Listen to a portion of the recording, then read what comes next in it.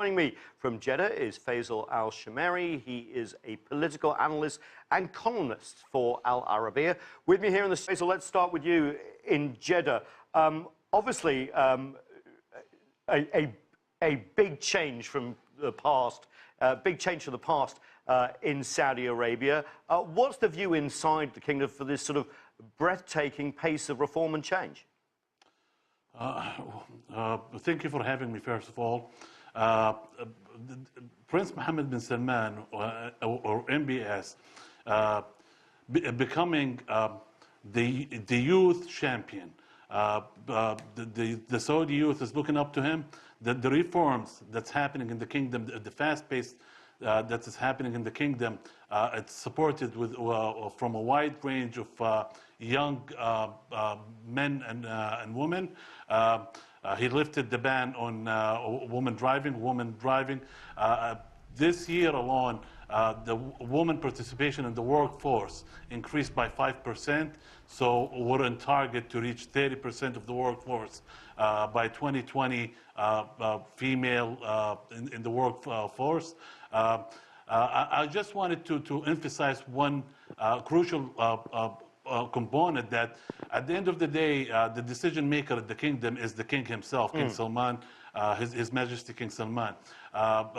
Whatever Prince Mohammed bin Salman did, and all these reforms happened by the backing of the king. Also, there is huge opportunity for Saudi youth to reach high positions. Currently, there is a huge transformation in the country. Faisal, a lot to respond to there. Allegations that despite the reform-minded MBS, that there's crackdowns on corruption, that their women's rights aren't being fully recognised, and that a lot of these reforms may be window dressing, and there may be something also in MBS's personality that may be slightly problematic. You know, with all honesty, you know, I believe that the kingdom is going through the right path. These reforms are very important in a crucial time in the region. As you stated, that 70% of the Saudi population is younger than 35. I'm here on the ground in the kingdom, and I could see the impact of these reforms. I could see females going to work every single day, driving themselves. In regard of the guardianship, we have to take it one step at a time. We have a generational gap in the kingdom. We have the older generation do not approve of all these reforms, and I think these fully female empowerment in the kingdom is coming. It's a matter of time. And in regard of Mr. Ali Ahmed, he stated that this is cosmetics and PR show. As Ali Ahmed always championed himself as a champion of human rights, I never once seen Ali Ahmed speak about the atrocity Iran's doing in Syria. Well, I'm not Iranian. Yemen. Maybe you are Iranian. You are Iranian. Okay. Can we just keep it civil until I ask the questions, because I want to get on to Iran in a minute. We should take these steps in the right directions and work with the Saudi government to expand them. What I'm seeing here on the ground, it's a beautiful thing, honestly. Okay, I want to talk to you regionally, because as MBS has become Crown Prince, of course, he has in many ways led the war against Yemen. We've seen the human toll there. Not so recent, just recently, also civilians killed. The US Congress even talking about stopping supplying weapons for the war. We've seen a stiffening of attitudes towards Iran, the isolation of the Qataris. What's going on here?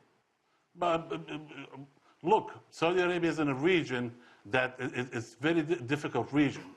You have proxy wars led by Iran all over the region.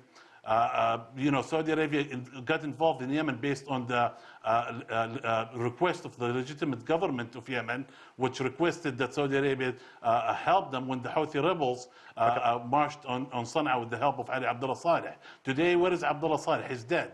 The Houthis using child soldiers and making the situation, they don't want to sit down and have a political solution to the matter. So Saudi Arabia was pushed to be involved in this war in Yemen because we cannot have Iranian-backed militia, controlling Yemen, controlling the oil, sea lines. It's a very difficult. Let's go back to Faisal in Jeddah. Obviously, Iran nuclear deal is now in jeopardy because Washington pulled out. It's no secret that Jeddah was pushing for that, along with Israel as well. But this does create a potential problem for those that believed in the Iran nuclear deal, that proliferation could return to the Middle East. Let's listen to MBS talking about whether the Saudis would ever go nuclear. Saudi Arabia does not want to acquire any nuclear bomb. But without a doubt, if Iran developed a nuclear bomb, we will follow suit as soon as possible. That worried quite a few people when that was played out on the 60 Minutes show. Faisal, can you explain that position?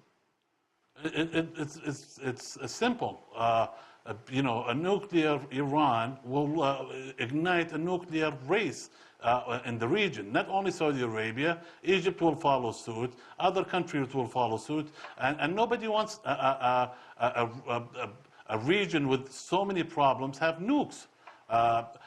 It's very important.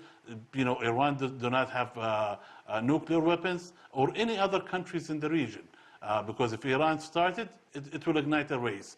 Also, I wanted to comment. There is, you cannot compare what Iran did in Syria, 600,000+ dead, and what Saudi Arabia did in Yemen.